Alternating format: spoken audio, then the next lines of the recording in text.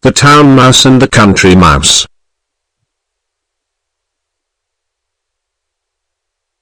A town mouse once visited a relative who lived in the country. For lunch, the country mouse served wheat stalks, roots, and acorns, with a dash of cold water, for drink. The town mouse ate very sparingly, nibbling a little of this, and a little of that, and by her manner, making it very plain, that, she ate the simple food only to be polite.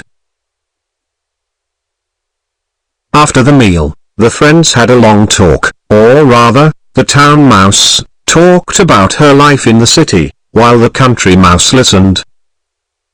They then went to bed in a cozy nest, in the hedgerow, and slept in quiet and comfort until morning.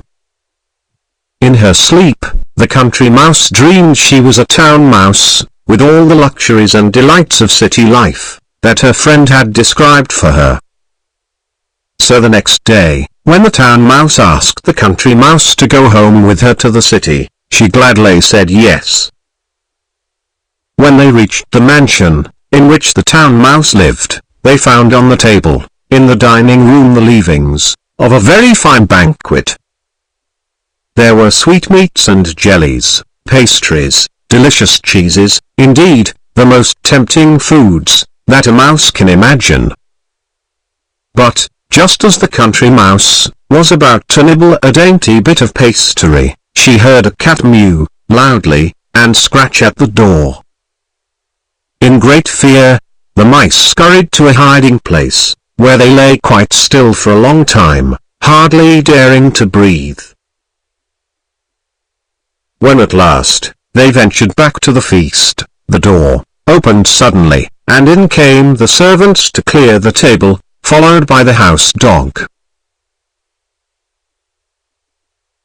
The country mouse stopped in the town mouse's den, only long enough to pick up her carpet bag and umbrella.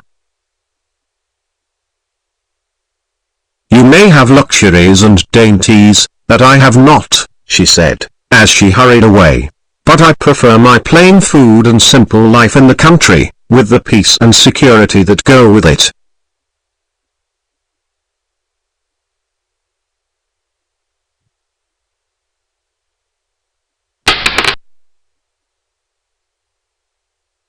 Poverty with security is better than plenty in the midst of fear and uncertainty.